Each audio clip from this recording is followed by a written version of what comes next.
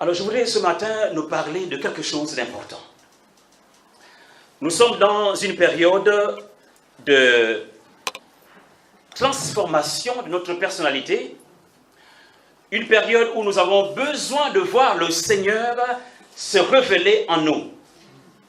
Et en se révélant en nous, pour qu'il puisse à partir de nous toucher les autres, toucher le monde. Et c'est pourquoi il est important alors de pouvoir être centré et d'être dans la trajectoire du Seigneur. D'être là où il désire que nous soyons, parce que quand il passe, il nous touche et il dit continue mon œuvre.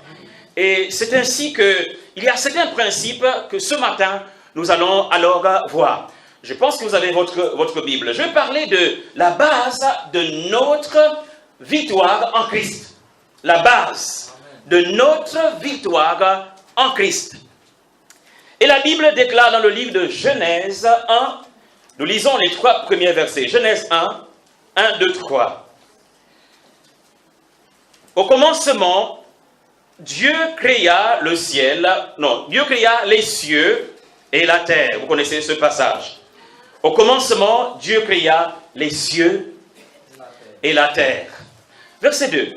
La terre était informe et vide, et il y avait des ténèbres à la surface de l'abîme. Et l'Esprit de Dieu se mouvait au-dessus des eaux. Dieu dit que la lumière soit, et la lumière fut. Vous voyez, ce passage est réellement important parce qu'il révèle le commencement. La Bible dit au commencement, Dieu. Au commencement, Dieu. Au commencement de ma vie, Dieu. Aujourd'hui, ça fait 30 ans que je suis dans la foi chrétienne. Si le Seigneur ne m'avait pas touché dans mon jeune âge, je ne serais pas ici. Donc, au commencement de ma vie, Dieu. Et je voudrais réellement qu'il reste le commencement de toutes choses. Dans ce que j'ai comme projet, ce que j'ai comme vision, ce que j'ai comme talent, tout ce que j'ai comme force et faiblesse, je souhaiterais qu'il soit toujours Dieu. Que nous placions le Seigneur et que nous ne nous embrouillons pas. À quel niveau, à quel endroit faut-il qu'il soit? Non, Dieu doit toujours être au premier rang, à la première place. Le Seigneur pouvait dire à ses disciples, cherchez premièrement le royaume. Le royaume, premièrement le royaume. Donc Dieu doit toujours être le premier. Alors peut-être que ta vie, peut-être que ma vie, votre vie, notre vie est informe. Peut-être que notre vie, quelque part, est vide. Vous savez, il y a des moments où on souhaiterait ranger les choses.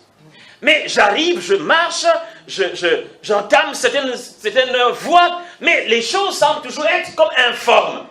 Voyez-vous? Je prie le Seigneur, je vais à l'église, je visite les frères, je jeûne, j'essaie de lire la parole, et je reçois les promesses, et je proclame, je prononce ces promesses, mais c'est comme si rien ne semble remplir mon carquois. C'est comme si tout est vide.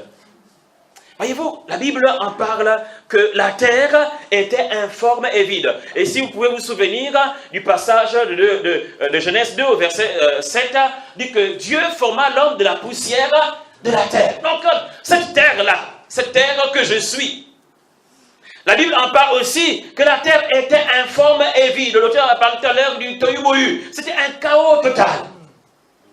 Informe et vide. Est-ce qu'il y a quelque chose que tu souhaiterais qu'elle puisse prendre forme, mais qu'elle demeure toujours informe?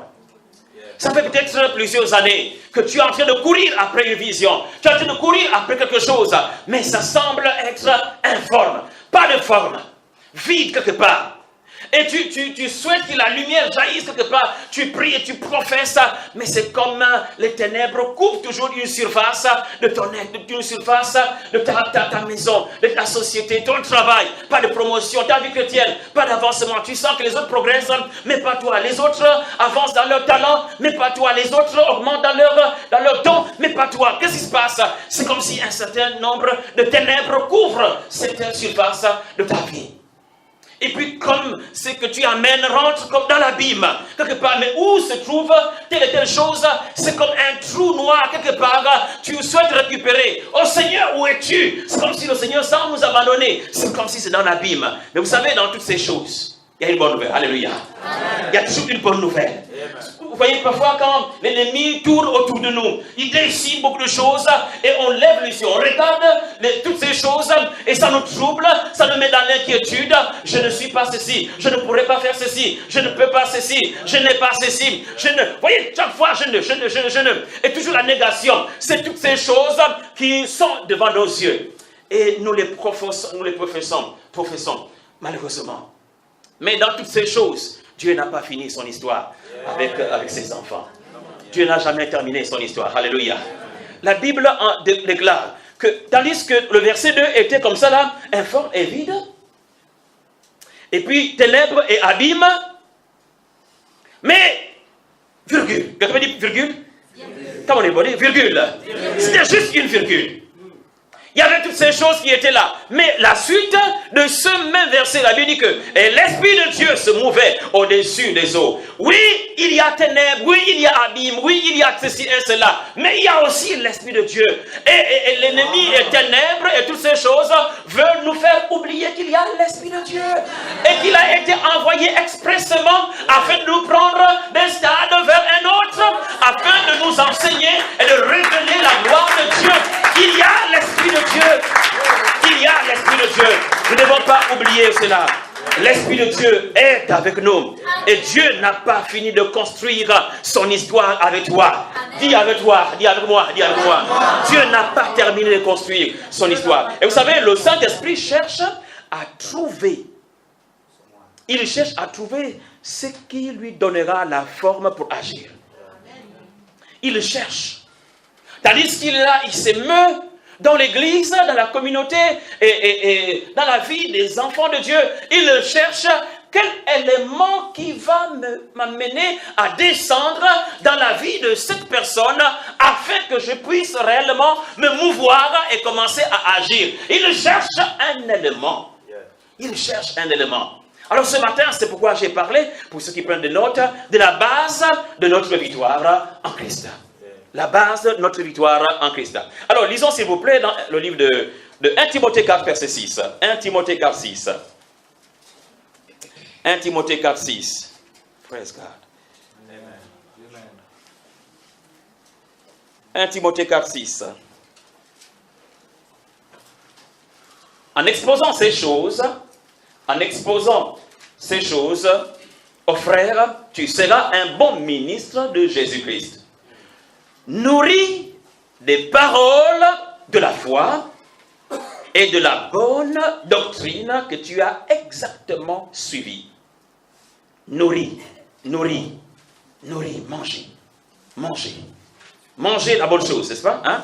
C'est pas quand on va au restaurant, on se fait manger. Hein? Parfois on veut varier. Donc on va un peu au restaurant, monsieur, madame, ou bien quelqu'un, un frère, puis on dit bon, on va. Mais quand vous allez au restaurant, bon, je ne dis pas que les timbas, c'est pas quelque chose de bien, hein? Mais quand vous allez au restaurant, est-ce que vous dites, oh, apportez-moi les timbas ici, là, hein? Ou bien, quoi d'autre, qu'est-ce que nous mangeons souvent, hein? Le manioc au bamba. Est-ce que vous allez au restaurant et vous dites, bon, apportez-moi le manioc au bamba, ça fait longtemps que je n'ai pas mangé ça, oh, peut-être si vous prenez de France, hein? Mais toutefois, on souhaite manger quelque chose qu'on ne mange pas d'habitude, n'est-ce pas? Alors ici, on nous parle, la Bible déclare, nourri, tu seras un bon ministre de Christ, de Jésus-Christ, nourri des paroles de la foi. Mangez la parole de la foi. Mangez la parole qui communique la foi. Mangez la parole qui nous met dans une atmosphère de foi. Et non seulement cela, mais mangez aussi la parole de la bonne, autrement dit la bonne doctrine. Se nourrir de la bonne doctrine. Avoir le bon enseignement. Frères et sœurs, nous vivons une époque assez difficile quant à la parole de Dieu. La parole de Dieu est frélatée. Non seulement, c'est diluée. Non seulement diluée, mais la parole de Dieu a été transformée. Elle a été amenée afin de pouvoir servir non pas le Seigneur, non pas élever le Seigneur, mais élever certaines choses. Et vous allez entendre les choses. Je sais que vous êtes à Libreville, nous sommes au Gabon, mais on entend des choses assez graves. Des choses assez graves. Et on dit, c'est la parole de Dieu. Et comme les chrétiens n'arrivent plus à étudier eux-mêmes la parole, quand tu entends quelqu'un qui commence à dire des choses comme « Oh, viens maintenant sucer, maman, mère, alors tu seras béni. » Et dit « Oh, prêche la parole, c'est ça l'évangile. » Quel évangile là? Quel évangile? Quel évangile? Et on se met comme ça fait tellement quelque chose. Et puis quand on dit béni, béni. Vous voyez, quand on dit béni, tu seras béni maintenant, verse. Maintenant, tu seras béni. Et comme on veut être béni aussi rapidement, en oubliant que nous sommes déjà bénis, et qu'il y a un déclenchement juste de certains principes à faire la bénédiction soit réellement réel dans la vie, alors voici quelqu'un qui va et qui court pour donner, et puis après quand il part à la maison, il est triste ou elle est triste parce qu'en réalité, vous avez semé sur une mauvaise terre. Amen. Nourrir des paroles de la foi. Il faut que vous vous nourrissez des paroles de la foi. La foi amène la réussite dans la vie de quelqu'un. Quand quelqu'un sait se nourrir des paroles de la foi, c'est-à-dire que c'est des paroles qui lui donnent une foi juste pour croire en son Dieu, alors il entrera petit à petit dans toutes les promesses qui s'obtiennent par la foi. Amen. Le juste. Et lorsque vous allez commencer à vous nourrir des paroles de la foi, alors la parole va faire réagir le Saint-Esprit. Parce que le Saint-Esprit aime, non pas les émotions, juste les émotions. Parce que vous savez, la plupart du temps, on pense que Dieu aura pitié de nous si on commence à dire, oh Seigneur, mais tu vois, ça fait longtemps que je souffre là, hein, tu vois, je suis à l'église, mais depuis là, je demandais, on pense que Dieu a dit, oh pitié ma fille, pitié mon fils, il va falloir que je puisse agir. Hein. Il ne trouve rien dans ces émotions-là. Hein. Le Seigneur ne trouve rien dans ces émotions. Donc inutile que de pouvoir dire, Seigneur, mais pitié de moi, tu vois combien de fois je suis comme ça. Non, inutile. Il y a des choses qui font réagir la main de Dieu. Il y a des choses qui font réagir le Saint-Esprit. Et ces choses-là, nous devons alors les mettre en place. Et le Saint-Esprit, d'une manière ou d'une autre, Dieu, d'une manière ou d'une autre, va réagir parce que vous touchez son cœur. Parce que vous touchez son cœur. Donc, il faut amener le Saint-Esprit à agir. Et qui amène le Saint-Esprit à agir, il va falloir qu'il se nourrisse. Quelqu'un me dit manger? Et manger spirituellement, hein? Se nourrir spirituellement. Il faut que nous nous nourrissons. Nous nourrissons notre espérance. Aujourd'hui, beaucoup de chrétiens se disent, ah mais on ne sait pas, c'est vrai que Jésus a dit qu'il va venir, mais quand est-ce qu'il va venir? Peut-être que je vais mourir. Vous savez, Jésus va revenir bientôt. Jésus revient bientôt. Nourrissez-vous de cette espérance. Nourrissez-vous de cela, parce que ça c'est notre héritage. Jésus revient bientôt. Il vient prendre son église. Il vient prendre ceux qui sont prêts. Est-ce que tu es prêt, mon frère? Tu es prêt, ma soeur? Jésus vient prendre et il viendra comme un voleur. S'il a dit qu'il viendra comme un voleur, c'est qu'il viendra comme un voleur. C'est-à-dire au moment où on ne s'attend pas du tout. Mais il arrive et il prend. Tandis que nous étions... J'ai vu un truc sur Facebook.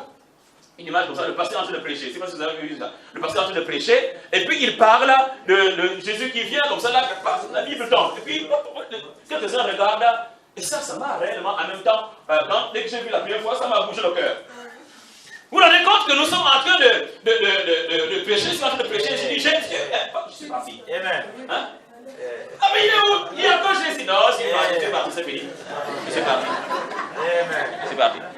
Non, frères et sœurs, non seulement, c'est-à-dire que puisque nous serons à la rencontre, hein, nous serons enlevés à la rencontre du Seigneur dans les airs, je souhaiterais que tandis que je pars, tout le monde aussi, et nous sommes partis. Amen. Aucun ne reste. Amen. Il ne faut pas que nous restions. Amen. Alors, ça marche toujours? Amen. Amen. Nourrissez-vous de cette espérance. Se nourrir. Il faut se nourrir de la joie. Hein? Il faut se nourrir de la joie. La Bible dit que la joie du Seigneur est ma force. Il faut se nourrir de la joie. La Bible déclare qu'un cœur joyeux est un bon remède. C'est-à-dire que quand quelqu'un est dans la joie, il faut alors repousser les mauvaises humeurs du matin. Les mauvaises humeurs qui peuvent venir ici et là. Parfois, ça nous étouffe pour nous donner des maladies. Il faut alors se nourrir d'une joie. Tu es en moi. Oui, j'ai des difficultés. Oui, il y a telle chose. Oui, il y a telle chose. Ça n'a pas marché. Ça ne marche pas peut-être. Mais ça marchera. Et je me confie dans mon Seigneur. Et je rentre dans la joie de mon Seigneur. Nourrissez-vous de la joie. Vous savez, on parle de se nourrir de la bonne doctrine. Amen. Il faut se nourrir. Il faut se nourrir. Et vous savez, tandis que nous souhaitons nous nourrir, parce que ce matin, je vais parler de la foi, se nourrir de la foi, qui est la base de notre victoire en Christ. Mais il y a aussi le diable qui veut se nourrir de notre foi. Oh, fraîche. La Bible déclare, 1 Pierre 5, 8, « Soyez sobres, veillez, votre adversaire le diable rôde comme un lion rugissant, cherchant. » Qui dévorer, hein? On va dévorer là, c'est manger aussi, hein? Qui dévorer? Tu crois au Seigneur, j'ai prié. J'ai prié, et tu as une conviction, ça fait déjà un mois, ça fait une année, tu as une conviction que la chose que tu avais demandé arrivera. Mais voici comment est-ce que le diable aussi est là, et il rôde juste le temps où le doute va commencer à entrer, et tu vas te poser maintenant les questions sur ce que tu avais demandé. Oh, voici, la porte est ouverte. Et quand il vient, il prend la foi qui était déjà dans ton cœur, et tout à coup, tu te retrouves là, tu dis, mais on va laisser tomber, ça n'a pas marché, on va réfléchir autrement, tout ça. Qu'est-ce qui s'est passé? Il est venu, il a mangé. Il a mangé. Il cherche, il rôde, cherchant qui dévorer. Vous voyez? Il cherche, cherchant qui dévorer. Il rôde, cherchant qui dévorer. Mais vous savez une chose, le diable n'aime pas quand on le résiste. Il n'aime pas ça. Hein? Pierre dit résister. Hein? Résistez-lui avec une foi ferme. Quelqu'un veut dire foi ferme? Il d'abord une deuxième fois foi ferme. Troisième fois foi ferme. Right. Foi ferme. Il n'aime pas. Quand quelqu'un il commence à rôder et puis à souffleter dans l'oreille de la servante de Dieu, du fils de Dieu, de la fille de Dieu, tu dis mais écoute, tu n'auras pas. Tu sais pas que la Bible dit? Ok, bon je m'en vais d'abord. Hein? Parce que tu as résisté. Résister au diable, ce n'est pas dire maintenant Satan, toi qui es là, non, je te chasse, je te piétine, je t'écrase, je te lie et je te mets la corde, je tire et je te jette loin. Non, ça c'est. Il va dire ça c'est le simulacre, ça c'est un blagueur. Il va dire ça c'est un blagueur. Il va dire ça c'est un blagueur. Lui il sait faire ça, il sait faire les katas, hein? Il sait faire ça. Il parcourt le monde, hein? Il parcourt le monde, il est ici, il est là, il est infatigable, donc il est partout. Il demande, après il trouve un démon qu'il avait laissé. Il dit, qu'est-ce que tu as fait là? Ça a marché, oui, ça a marché, ok. Il part ici, mais qu'est-ce que tu as fait là? Il parcourt les nations, pour ça il sait. Donc ce n'est pas tous ces cas-là qui va lui faire qu'il ait peur de partir. Non, il craint les gens qui lui résistent. Mais résister à base de quoi? Une foi ferme. C'est-à-dire que tu te dis, le Seigneur, tu as lu dans la parole, tu avais quelque chose, tu avais prié. Oh Seigneur, je souhaite avoir cette fleur, l'exemple. Je souhaite avoir cette voiture. Je souhaite avoir une onction dans telle œuvre. Je souhaite aller dans cette dimension. Et tandis que tu es en train de prier, tu as prié, et puis tu es convaincu que le Seigneur t'a exaucé. Parce que vous pouvez prier pour un sujet. Ne dites pas, c'est quoi le passage? Marc 11, 24. La Bible dit que tout ce que vous en avez en priant, croyez que vous l'avez reçu, n'est-ce pas? Et vous le verrez s'accomplir. Mais vous pouvez prier pendant une semaine. Et vous n'êtes pas encore convaincu qu'il vous a exaucé. Continuez à prier. Et vous priez peut-être pendant un an. Continuez à prier. Maintenant, quand vous êtes convaincu qu'il vous a exaucé, alors maintenant, vous pouvez maintenant changer dans le sens de dire bénissez le Seigneur, restez dans les stations de grâce. Tout ce que vous demanderez en priant, c'est-à-dire le processus, ce n'est pas juste j'ai prié une seule fois et puis j'ai dit oui. Pourquoi est-ce que souvent nous ne sommes pas exaucés? Parce qu'on comprend mal cette parole-là. On pense que quand j'ai fait juste une prière, c'est parti, Dieu m'a exaucé. Et puis après on n'a pas. Et le diable dit non mais tu n'as même pas, il n'y a même pas de conviction dans ton cœur. Il n'est même pas encore exaucé parce qu'il voulait que tu persévères encore dans la prière pour voir que si tu étais réellement sincère dans ce que tu voulais. En priant, ça peut prendre un jour, comme ça peut prendre une semaine, comme ça peut prendre un an. Mais on prie un sujet. Je suis convaincu maintenant. Merci Seigneur. Alors là maintenant, je crois que Dieu m'a exaucé et je le verrai accomplir. Voyez-vous? Et lorsque la Bible en parle, quand tu es convaincu ainsi, alors, quand l'ennemi va revenir pour rôder autour de toi, tu cites quoi? La promesse. Amen. C'est la parole. C'est la parole que tu es déjà exaucé. Et écoute, je suis exaucé. Tout ce que tu pourras faire n'a pas de valeur. Je suis exaucé. Pourquoi? Parce que tu as eu cette conviction dans ton cœur. Permettez-moi de donner deux choses et nous allons partir. Premièrement, la parole est la base de votre foi, qui est la base de votre victoire. Répétition, c'est pas grave.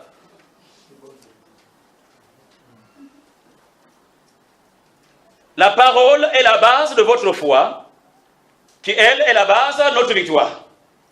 Josué 1:8. Vous connaissez ce passage. Je reprends. La parole est la base de notre foi, qui est elle, la base de notre victoire. Josué 1:8. Que ce livre de la loi ne s'éloigne pas de... Est-ce que ta bouche lit? Frère, ta bouche lit? Non, la bouche lit jamais pas. La bouche peut te manger, n'est-ce pas? Mais ici, qu'est-ce que Dieu dit à Josué? Il dit que ce livre de la loi ne s'éloigne point de ta bouche. Amen. Maintenant, il dit, médite-le, jour et nuit, pour agir fidèlement selon ce qui est écrit, selon tout ce qui est écrit. C'est alors que tu auras du succès dans tes entreprises, c'est alors que tu réussiras. Regardez, ça c'est un verset fondamental. C'est un verset fondamental. Que ce livre de la loi ne s'éloigne point de ta bouche. Or, la Bible déclare que le miracle est dans ton cœur et dans ta bouche. C'est la parole de la foi que nous prêchons, n'est-ce pas? Ça, lorsque la parole est là, parce que nous la méditons. Nous méditons, quand on médite, c'est en nous. Mais il faut que cette parole sorte de votre bouche. Frères et sœurs, étudie la parole et prononce-la. Proclame la parole. Dis que cette parole, que je puis tout par celui qui me fortifie. Que je suis plus que vainqueur. Que je suis un enfant de Dieu. Que je suis la lumière du monde. Que je suis le sel de la terre. Prononce que la victoire qui triomphe du monde, c'est ma foi. Que je l'ai vaincu par le sang de l'agneau et par la parole de mon témoignage. Il faut prophétiser la parole. Il faut qu'elle soit à ta bouche. Dans ta bouche. Dans ta bouche, qu'elle sorte. Quand on commence à prononcer la parole, elle transforme l'atmosphère. C'est pourquoi ne laissez jamais quelqu'un dire des choses et sans pourtant riposter. Mauvaise chose. Dire des mauvaises choses. Et c'est ça que David, un jour, il se met devant Goliath. Comment il dit, ça c'est qui? Un petit, un beau garçon, ça là. Comment Saül envoie maintenant les petits à la guerre? Et d'abord, quand il est avec Saül, il dit, mais toi tu es un petit, tu es un enfant. Lui, c'est un homme de guerre. Il dit, non, moi, quand j'étais là-bas au champ, l'ours, lion, j'ai écrasé. Il n'a pas voulu se laisser avoir par Saül. Et quand il arrive devant Goliath, Goliath regarde, il dit, c'est un petit, là non plus. Il commence à l'insulter. Il dit, toi tu m'insultes, toi tu viens contre moi, avec la lance que j'appelle, moi je viens au nom de l'Éternel des armées. Ne laissez jamais quelqu'un vous infecter, vous affecter. Quand quelqu'un commence à empoisonner votre atmosphère, alors vous allez commencer à vivre dans la défaite. Quand quelque chose arrive, cherchez tout de suite une parole, la parole de Dieu pour la balancer, pour que vous l'entendiez. Il faut que vous entendiez que sorte la bouche, qu'elle entre dans votre oreille. Quand elle sort de la bouche, d'abord ça vient du cœur, après ça sort de la bouche, ça vient à l'oreille, et ça communique au cerveau. Et quand le cerveau enregistre que lui là c'est un plus que vainqueur, il renvoie cela au cœur. Le cœur accepte encore, oui, que lui là est plus que vainqueur. Quoi que ce soit qui peut arriver, la crainte est partie, la victoire s'est installée. Il faut proclamer la parole. Alors, frères et sœurs, c'est pourquoi il faut se nourrir des paroles de la foi. Des paroles de la foi et de la bonne doctrine. N'attendez pas d'être nourri, nourrissez vous-même. Amen. Le docteur, heureusement, vous avez un bon leader ici. Je le connais. Heureusement. Heureusement. Mais vous vous rendez compte qu'il y a des gens qui vont à l'église pour entendre des choses. Que sur les démons, par exemple? On connaît plus les démons que Jésus. Comment on peut être nourri? Oh, le démon comme ça, il agit comme cela. Oh, le Ngumba agit comme cela. Le Mvet agit comme cela. Le Yulombo, tous les démons, après, on sait comment ils agissent. Mais comment Jésus agit? On ne sait pas. On ne sait pas. On ne sait plus nourrir les paroles de Jésus. Donc, on ne sait pas. On a plus. Quand les démons rentrent, c'est-à-dire même un cafard, un rat, le gros rat, pour certains qui sont dans un quartier, un gros rat, au nom de Jésus, tu te paralyses.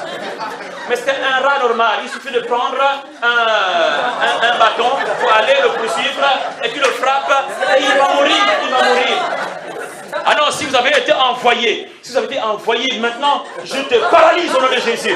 Tu finis le pauvre, permettez l'expression, le pauvre nom de Jésus, hein, permettez l'expression. Mais tu finis ta salive avec un cafard que tu peux facilement écraser. Pourquoi? Parce que à l'église, on a enseigné que ça. Voyez-vous? Frères et sœurs, nous devons voir autrement. Dieu veut nous amener à la restauration et à la guérison. Qui s'éloigne, point de ta bouche. Voyez, ta bouche. Proclamer la parole de Dieu. Il faut la proclamer. Il faut la confesser. Il faut confesser. Elle restaure. Elle restaure, elle nous régénère. La parole de Dieu nous régénère. Médite-le. Ça dit que ça c'est dans le cœur. Médite-le. C'est avoir la conviction. Il faut que tu sois convaincu de ce que tu es en train de lire. Convaincu de ce qui est devant toi. Il ne faut pas douter de la parole de Dieu. Cette parole a traversé les siècles. Si elle n'a pas échoué, elle va échouer chez toi. Alors qu'elle soit dans ton cœur, il faut qu'elle soit entrée pleinement dans ton cœur. Sois convaincu de cela. Sois convaincu. Donc médite-le jour et nuit. Médite-le jour et nuit. Tu médites la parole de Dieu 1 heure, tu auras une foi proportionnellement à 1 heure. Tu médites la parole de Dieu 2 heures, tu auras cette proportion, n'est-ce pas? Si tu médites jour et nuit, tu auras aussi une proportion de la foi grande, la parole de Dieu grande, et ce qui fera que les défis du matin, les défis du jour, tu les gagnes. Les défis de la nuit, tu les gagnes. Pourquoi? Parce que tu médites la parole de Dieu jour et nuit. Hey! Ça, je le sois là. Thank you, Lord Jesus. Merci. C'est la prière. Hey! Ça, je viens de recevoir ça. Hey! Gloire à Dieu. Alors, frères et sœurs, n'attendez pas d'être nourris. Hein? N'attendez pas d'être nourris. Nourrissez vous-même. Gloire à Dieu, nous avons des Bibles. Parce qu'au temps de Martin Luther, Luther, pas Luther King, au temps de Martin Luther, l'allemand, au temps de la réforme, 1400 et quelques, il n'y avait pas, on avait caché les Bibles. On avait caché les Bibles, c'était l'apostasie, l'église est passée par une certaine voie, et puis voici que quelqu'un trouve un pasteur, un philosophe, un révérend, un docteur, tout ça, un théologien, il découvre, il dit, mais le juste vivra par la foi. Mais qu'est-ce qu'on nous a dit? On devait mériter, il fallait se fouetter, il fallait mériter, il fallait faire ceci, cela. Alors que la Bible dit que le juste vivra par la foi. Et il commence à écrire, c'est ça qu'on a vu les 95 thèses de Martin, de manière à ce que les gens puissent lire la parole de Dieu. Nous avons aujourd'hui l'opportunité, nous avons aujourd'hui la possibilité d'avoir la parole de Dieu sous nos yeux. Lisez la Bible. Lisez la Bible. Lisons la Bible. Lisons la Bible. C'est le merveilleux livre. C'est un livre, c'est le plus grand des livres. Il n'y a aucun livre historique, ni qui que ce soit, quels que soient les Socrates et les autres, ont parlé. Personne n'a parlé comme Jésus. Et comme Jésus a parlé, cette parole donne la vie. Lisez la Bible, frères et sœurs. Laissez d'abord l'union, le moussamou, les gangas, les digrifs, tout ça, laissez d'abord. Prenez la Bible le matin, lisez-la. Lisez, nourrissez-vous les paroles de la foi. Et alors, vous grandirez, nous grandirons. Et quand nous allons être forts, nous pouvons alors vaincre, nous pouvons alors avoir la victoire sur tous nos défis. Amen. Amen.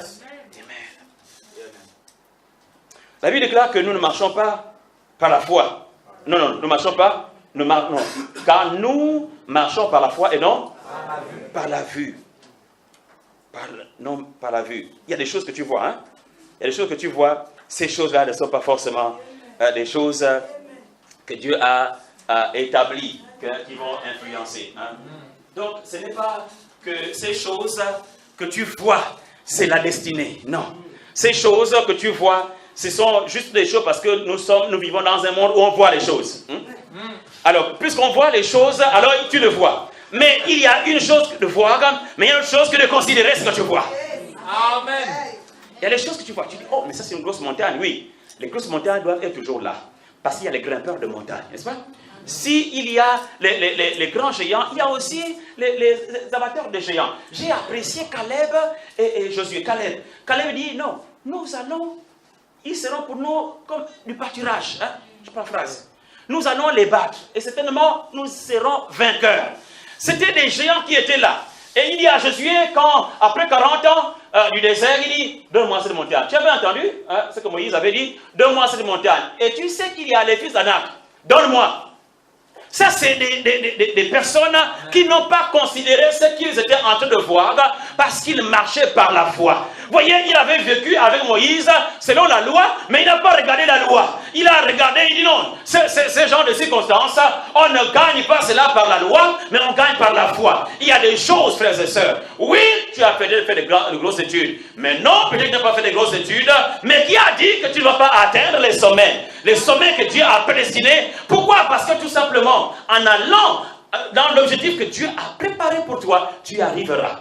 Tu arriveras et tu atteindras. Amen. Pourquoi? Parce que Dieu a écrit cela. Parce que Dieu a parlé. La Bible dit que, Romains 10, verset 17, la foi vient. La foi fait quoi? La foi, non, wait, il ne faut pas courir. La foi fait quoi? La foi vient. Donc la foi, c'est un élément qui est en mouvement, qui a des pieds, hein, qui a des pieds, qui voit, qui arrive. La foi vient. Mais quand tu commences à parler, quand tu commences à prophétiser, la foi vient. La foi vient de ce qu'on entend. Hein. Donc la foi entend. Quand on entend que lui, il est en train de parler la parole de Dieu, elle vient. Quand on entend les plaintes, il dit, oh, je reste ici. Comment je vais aller dans un monde, dans une maison où il y a des plaintes, il y a des craintes, il y a les murmures, il y a les inquiétudes. Comment je peux travailler là-bas? Mais dès que la voix commence à entendre, tu commences à dire, oh, la joie du Seigneur. Et oh, ça c'est une bonne maison, je vais. La foi vient de ce qu'on entend. Alléluia. La foi vient de ce qu'on entend. Maintenant, écoutez. La foi, quand elle vient de ce qu'on entend, elle reste par l'action. La foi vient de ce qu'on entend, mais elle reste par l'action. La foi vient par l'écoute, mais elle répare par l'inactivité.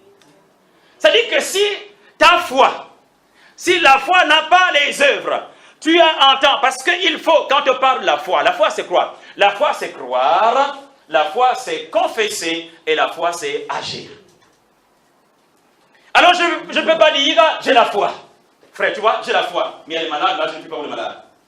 J'ai la foi que j'irai. J'ai la foi que j'irai. J'ai la foi que j'irai. J'ai la foi que j'irai, mais je suis toujours là.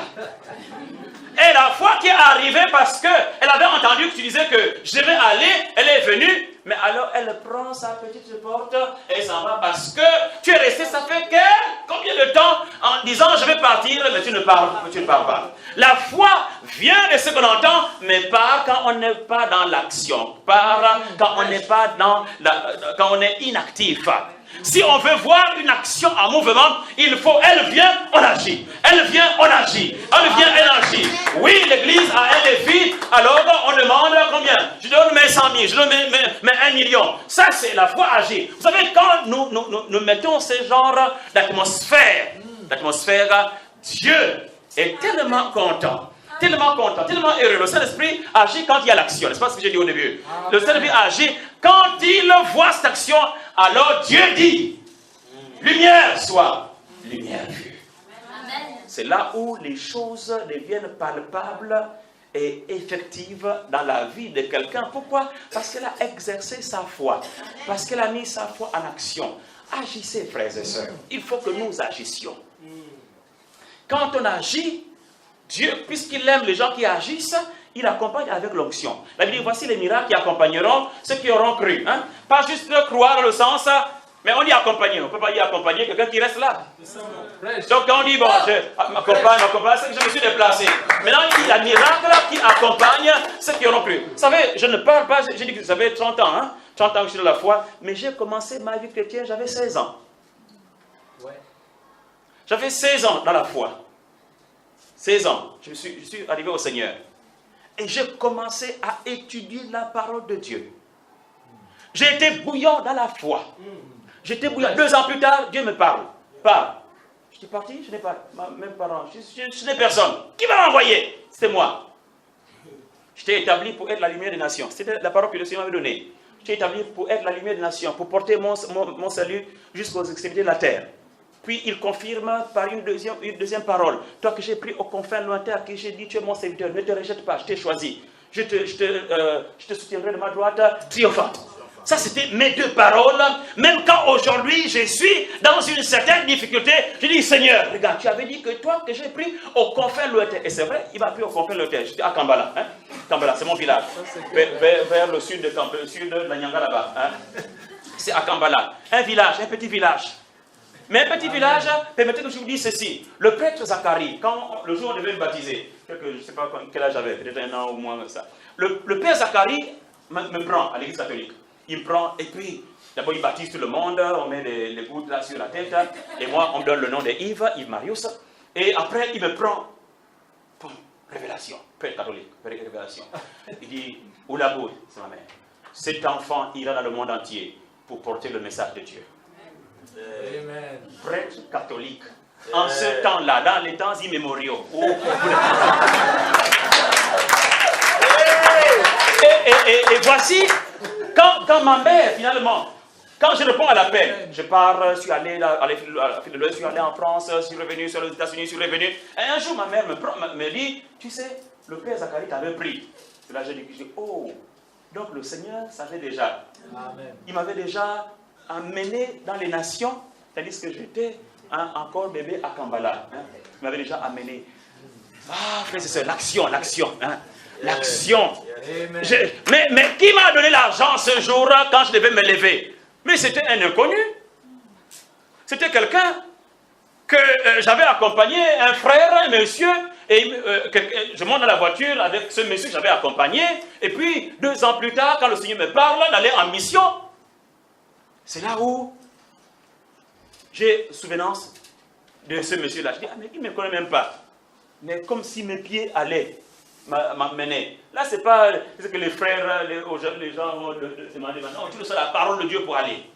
Amen. Alors, j'ai reçu la parole de Dieu. Et puis, tandis que j'allais, et j'avais comme une certaine lutte.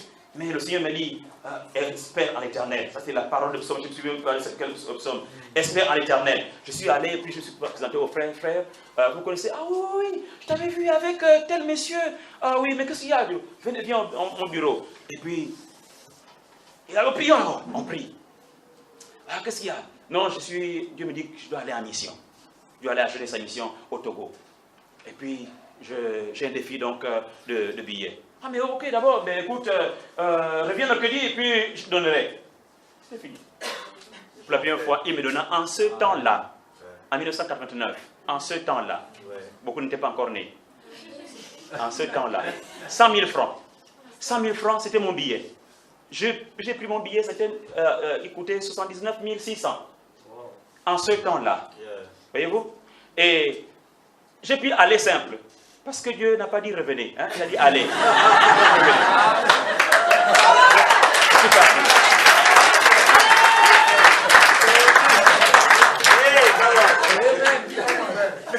Bon, je vais finir. Je finis parce que j'ai un temps. J'ai un temps. Ok. Donc je disais tout à l'heure que la foi vient par l'écoute, mais elle repart par l'inactivité, c'est-à-dire ne rien faire. Votre foi ne peut aller au-delà de la connaissance que vous avez de la parole de Dieu. Il faut avoir une parole, une quantité de la parole de Dieu, alors votre foi sera plus grande. Au fur et à mesure que vous avez un dépôt assez grand, alors au fur et à mesure, votre foi aussi sera assez grande. Deuxièmement, je termine par cela en racontant quelques histoires de la Bible. Deuxièmement, osez faire confiance en la parole de Jésus, vous ferez des exploits. Deuxièmement, osez faire confiance à la parole de Jésus, vous ferez des exploits. Des exploits. Luc 5. Luc 5. Luc 5, vous connaissez cette parole. Comme Jésus se trouvait auprès du lac de Génézareth et que la foule se pressait autour de lui pour entendre la parole de Dieu, il vit au bord du lac deux barques, d'où les pêcheurs étaient descendus pour laver leurs filets. Il monta dans l'une de ces barques qui était à Simon. Il le pria de s'éloigner un peu de terre, puis il s'assit et de la barque, il enseignait la foule. Verset 4. Lorsqu'il eut cessé de parler, il dit à Simon, avance. Il dit quoi? Avance. Il dit à Simon, avance en eau pleine et jetez vos filets pour pêcher. Simon lui répondit, maître, nous avons travaillé toute la nuit sans rien prendre. Oui, on sait, Jésus sait. Jésus sait que tu es chrétien depuis 2 jours. Jésus sait que tu es chrétien depuis 2 mois. Jésus sait que tu es chrétien depuis 2 ans. Jésus sait que tu es chrétien depuis 20 ans. Oui, il sait cela. Il sait que tu as prié hier, n'est-ce pas? Il sait que tu as prié, que tu n'as pas reçu ce que tu as demandé avant, il y a cela 1 mois ou 2 mois. Il sait que ça le fait longtemps que tu pries pour que le monsieur, le gentleman arrive, n'est-ce pas? Il sait que ça fait longtemps. Il dit, oh Seigneur, oui, cet ange, cette belle femme. Il sait que le travail que tu fais ne paye pas peut-être encore bien. Il sait tout cela. Et tu dis, mais je ne peux pas prendre une maison, ça. Je ne peux pas alors prendre, je peux même me marier. Je sais. Il sait tout cela, il sait.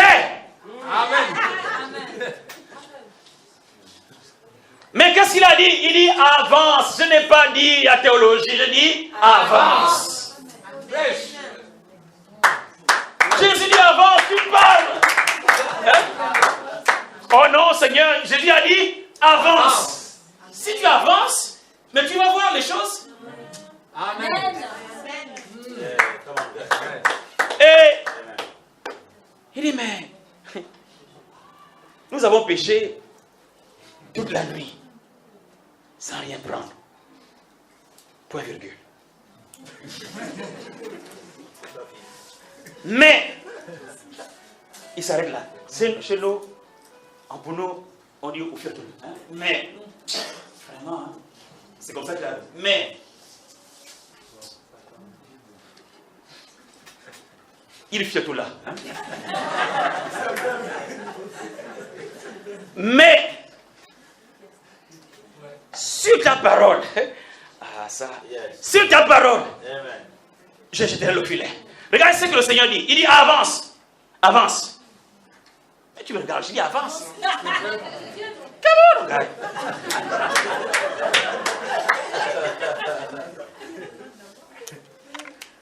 Voilà. Prépare maintenant.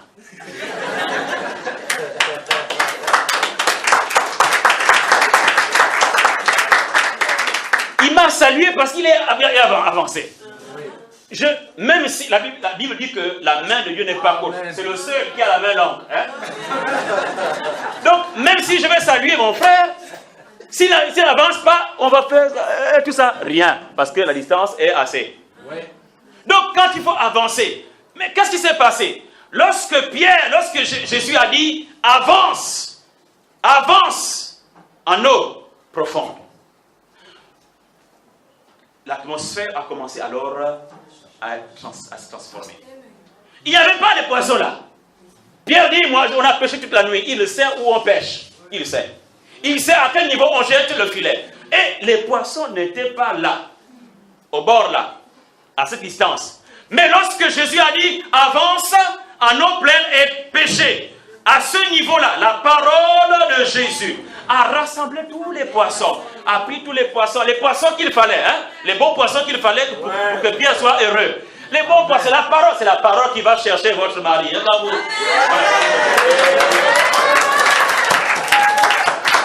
quand on dit ça, ça marche toujours.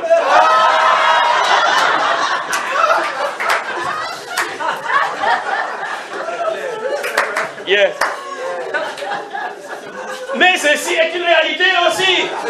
Ceci est une réalité. C'est la parole. C'est-à-dire que tellement nous la professons, nous la croyons, nous l'avons étudiée, nous croyons en elle, c'est elle qui va chercher le miracle que nous sommes en train de demander. Alors la parole est partie à chercher tous les poissons, les gros poissons, les bons poissons. Il les a rassemblés quelque part. Mais regardez, il fallait que Pierre fasse quelque chose maintenant. Les poissons étaient déjà là. Mais il fallait que Pierre fasse quelque chose. L'action. L'action. C'est pourquoi il a dit, mais sur ta parole, je jeterai quoi? Le filet. Maintenant, qu'est-ce qui s'était passé? La parole avait attrapé tous les poissons. Et a bloqué les poissons. Et il a pris le filet et il a jeté sur la parole. C'est pas le filet qui a attrapé les poissons. C'est la parole qui a attrapé les poissons. Et lui, il fallait tout simplement qu'il jette maintenant le filet sur la parole. Et alors, il a tiré. Maintenant, parce que les choses, c'est un monde physique, un monde naturel. Donc, pour que les autres voient, il fallait maintenant qu'il tire. Et que les autres voient que non, c'est le filet là qui a attrapé les poissons. Mais ce n'était pas le filet, c'était la parole. C'est la parole. La parole attrapera ce que tu es en train de chercher. Donc, ne va pas, ne cours pas. Je n'ai même pas dit la prière. Hein? Parce que ne priez pas, ne commencez pas à prier sans la foi. Tu pries, tu n'as pas la foi, rien ne va arriver.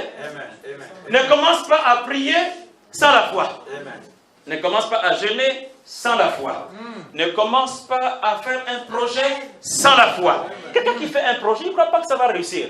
On va me bloquer demain. Les gens commencent comme ça là. On va me bloquer demain. Ah mais le pays là est vraiment dangereux. Mais comment se dire? Tu fais un projet, tu dis genre le pays est dangereux. Mais tu sais, on t'amène, on est dans un pays dangereux, d'accord? Mais dans le pays dangereux là, mais tu es quelqu'un qui écrase, qui enlève. C'est-à-dire que tous les dangereux là, qui sont là, ils verront un ange devant toi. Puisque même quand tu marches dans la vallée de l'ombre de la mort, il est toujours présent. Les dangereux, quand ils verront, ils disent ok, bon, laissons passer. Ton projet réussira. Ta vie sera une vie de bénédiction. Pourquoi? Parce que tu crains plus la parole que ce que tu vois. Nous marchons non par la vue, mais par la foi. Alors, permettez que je puisse prendre quelques minutes encore pour terminer. Combien? 5 minutes? 5 minutes? 5 minutes, 10 minutes. All right. Mais l'ayant jeté, c'est ça l'action. Mais l'ayant jeté, j'aime cette phrase. Mais l'ayant jeté, il prit une grande quantité de poissons et leur filet se rompait. Béni soit le Seigneur. La puissance de l'obéissance. La puissance de l'obéissance. Obéir là, c'est bien. Parfois, c'est difficile. Parfois, ça va à l'encontre de nos principes. Ça va à l'encontre de ce que je suis en train de penser. Il y a beaucoup parfois qui disent, mais non, dans les calculs, on ne voit pas ça. C'est-à-dire qu'il va falloir passer par le point C pour arriver à D. Mais tu dis que de A, je vais arriver à D, on passera par O. Il va falloir que... Vous voyez, là, on fait des calculs. Mais Dieu dit non, saute. Je vais te faire sauter. Il te fera sauter. Crois seulement qu'il te fera sauter. Qui aurait su que... comment il s'appelle? Le frère de Marthe. Lazare. Hein? On dit non, mais c'est pas possible. Il sent déjà. Oui, il sent déjà. Quelle situation qu'il sent déjà? Ça sent déjà, n'est-ce pas? C'est-à-dire que ah mais non, vraiment, c'est irréversible. Hein? C'est irréversible, mais c'était fini là. Mais non, mais c'est déjà passé là. C'est déjà passé. Mais Dieu dit qu'il va racheter les années qu'on dévole ce terrain, non? Il est le racheteur. Hein? Il rachète les années. Est-ce qu'on comprend le français là? Hein? Il dit, il va racheter les années. Qu'on fait quoi? Dévorer. Ça dit qu'ils ont dévoré déjà. Vous connaissez le sauterelle? La sauterelle, quand elle arrive quelque part, elle mange. Est-ce qu'elle mange? Elle a en un clin d'œil, elle peut vous finir toute une plantation. Ça dit c'est dévoré. Mais Dieu dit, je répare dans tout ce qu'ils ont dévoré là. Je ramène la vie. Je ramène la santé. Ils ont laissé la mort. Je proclame maintenant la vie. Je proclame la santé. Je proclame la réussite. Je proclame la victoire. Oui, ce qui semble être déjà dépassé. Le Seigneur dit, je veux restaurer, ramener ces années-là. Donc ne dis pas que moi c'est fini, mon temps est terminé, bon je laisse ça maintenant aux enfants, ou bien j'attendrai quand les choses arriveront. D'abord tout le monde ici est encore jeune, c'est-à-dire que nous avons encore 60 ans hein, pour certains, pour d'autres peut-être un peu plus que ça, pour que nous puissions arriver, si le Seigneur Jésus ne vient pas bien sûr, pour que nous puissions accomplir ce pourquoi nous avons été envoyés. Mais la première chose pour laquelle nous avons été envoyés, c'est annoncer l'évangile, c'est remplir Libreville, le Gabon, de la doctrine du Seigneur, et l'Afrique, et le monde, la doctrine du Seigneur. Ayons cette première pensée, et alors le Seigneur se souviendra de nous. Amen. Jean 9, verset 6. Jean 9, verset 6. Après avoir dit cela, il cracha à terre. Il le fit de la boue avec sa salive. Puis, il appliqua cette boue sur les yeux de l'aveugle. Et il lui dit, va te laver au réservoir de Siloé. Il y alla. Ça, c'est une bonne chose. C'est ça le dénouement de tout. Il y alla. Il y alla, se lava, et s'en retournant, voyant clair. Qu'est-ce que Jésus a fait? Jésus voit un homme, un monsieur là, qui est aveugle. Il n'a pas mis la doctrine de la boue. Hein? Ce n'est pas la doctrine de la boue. Il y a des gens aujourd'hui qui mettent, oh Jésus a mis la boue, moi aussi. Ah, les frères, je ne sais pas si vous avez vu ça. Délivrance. Un monsieur ou une dame. Le pasteur là, ou bien, je ne sais pas, bishop, il pétine la tête là, il est là sur la personne. Et puis, il est sur les autres, il y a un autre qui envoie tous ces gens brouter l'herbe. Vous avez vu ça? Oh! Les gens vont brouter l'herbe. L'autre herbe, la pelouse. Une foule. Ça sont les démons qui je ne sais pas où est-ce qu'ils ont vu ça.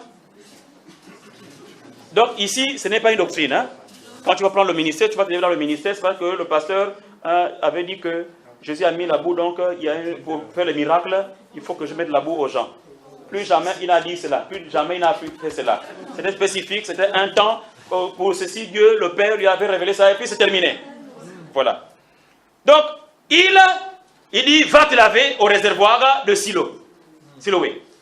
Le monsieur a compris que Jésus lui a dit d'aller se laver. Vous savez, il était aveugle, ce n'était pas facile. Ce n'était pas facile de trouver le réservoir. Parce qu'il avait un endroit où il était souvent assis. Il a entendu qu'on a dit réservoir de Siloé. Donc, ce qu'il va faire, c'est de chercher même n'importe qui pour arriver au Jourdain. Alléluia. Au Jourdain. Alléluia. Hein? Où? Au Siloé. Jésus te dit, marche comme ça. Tu dis, oh, moi je peux faire comme ça là. Mais ça ne va pas arriver. Même si tu as jeûné beaucoup de temps, tu as prié beaucoup de temps. Quand Jésus a dit, reste là, silence. Tais-toi, ne parle pas. Alors silence, tais-toi, ne parle pas. Si le Seigneur dit parle, alors parle. Va à Tarsis, va à Ninive, il va à Tarsis. Le poisson là-bas. Ça c'est un monsieur, un autre monsieur. Mais voici que la Bible dit qu'il est parti. Mais quand il est parti, il s'est juste lavé. Est-ce qu'il faut la théologie pour ça? Non. On te dit, va te laver, tu vas te laver. Il s'est lavé et il revient, il voit. Maintenant, les théologiens, qu'est-ce qu'ils disent? Il lui dit, verset 10, il lui dit donc, comment tes yeux ont-ils été ouverts? Il répondit, l'homme qu'on appelle Jésus, ça c'est bien. L'homme qu'on appelle Jésus a fait de la boue. Il a oint mes yeux. Il m'a dit, va au réservoir de Siloé et lave-toi. J'y suis allé, je me suis lavé et j'ai retrouvé la vue. C'est tout. Ça c'est l'action. L'action amène un résultat positif. On obéit à la parole de Jésus, le miracle arrive. Alors pour que le miracle soit permanent, lisez beaucoup la parole de Dieu, lisez beaucoup ce que Jésus dit. Alors ce que Jésus dit, vous resterez dessus, et si ça vous dit faites l'action, faites l'action. Tout juste. Faire confiance à Jésus, c'est la raison de notre vie. Derrière chaque parole de Jésus se trouve une une vie. Je termine. Matthieu 14, verset 26. Quand les disciples le virent marcher sur la mer, ils furent troublés et dirent, c'est un fantôme. Dites-vous. Et dans leur frayeur, ils poussèrent des cris.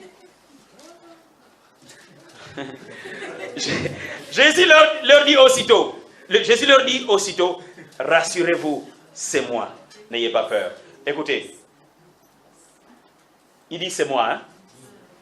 Le c'est moi là, ce n'est pas avant qu'Abraham fût je suis. Ce n'est pas le c'est moi là.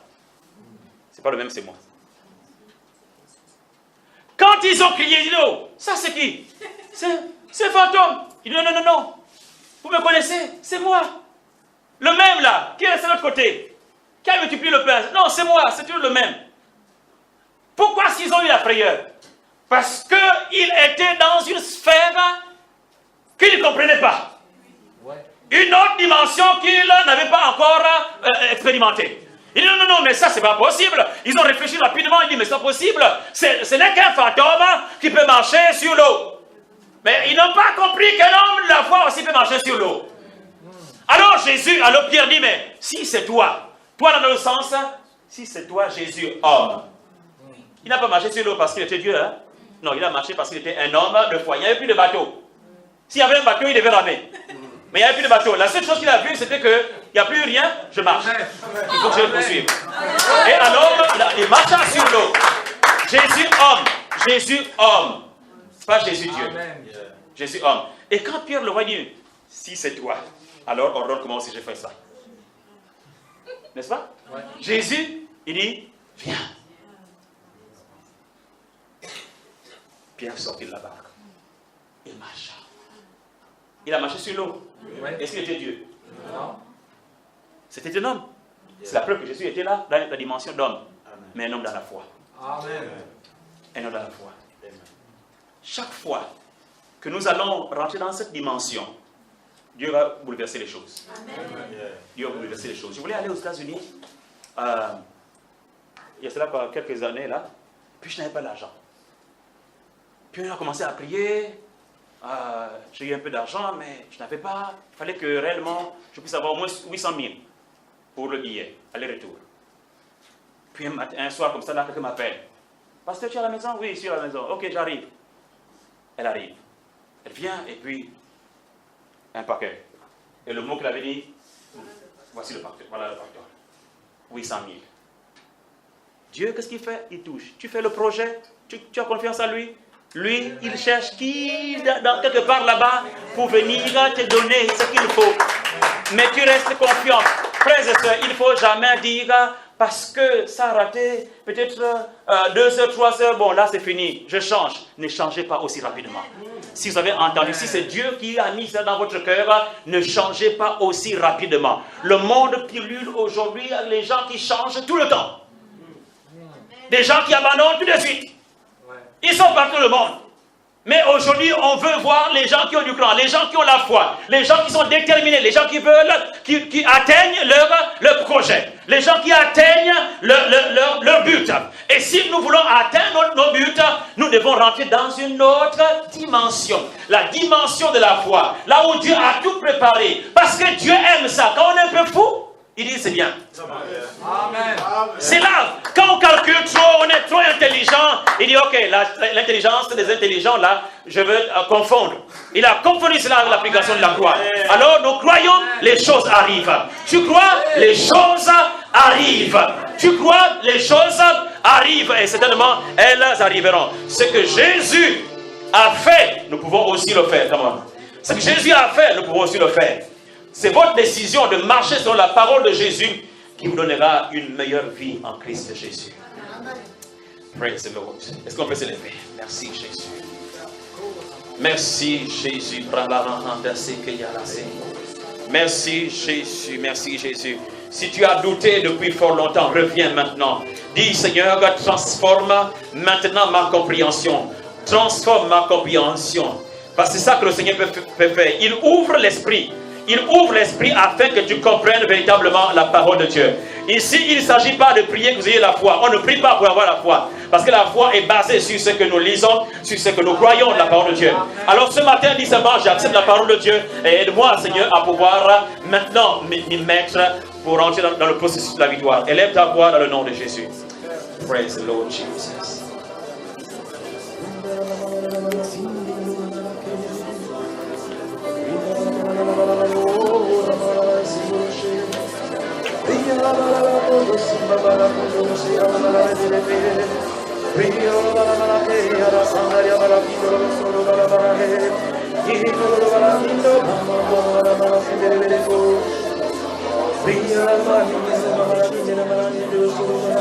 Yes, Lord, yes, Lord, yes, Lord, tu es dit, tu es dit. Tu réveilles, Seigneur, l'esprit de ton peuple. Tu réveilles l'esprit de ton peuple, Saint-Esprit. Oh, Saint-Esprit, tu réveilles l'esprit de ton peuple. Saint-Esprit, tu réveilles l'esprit de ton peuple. Tu réveilles l'esprit de ton peuple. Et s'il y a quelqu'un qui a vécu dans la défaite, ce matin, au nom de Jésus, je déclare que l'esprit de la victoire vient sur toi.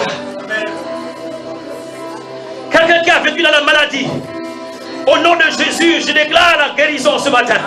Parce que la Bible déclare que par les médecines de Jésus, nous sommes guéris. Sois guéri ce matin. Reçois cette restauration et cette guérison. Yes, Lord. Yes, Lord. Yes, come on. Yes. Chantons cela de tout le cœur. Oh, Tu verras ma gloire. yes, God. Tu verras ma gloire. Tu verras ma gloire. Alléluia. Dans ta vie. Ne t'ai-je pas dit que si tu crois, tu verras ma gloire. Oui, tu verras ma gloire. Tu verras ma gloire. Tu verras ma gloire. C'est le temps. Se manifester C'est le temps. dans ta vie. Ne t'ai-je pas dit que si tu crois, tu verras ma gloire. Tu verras ma gloire dans ta vie.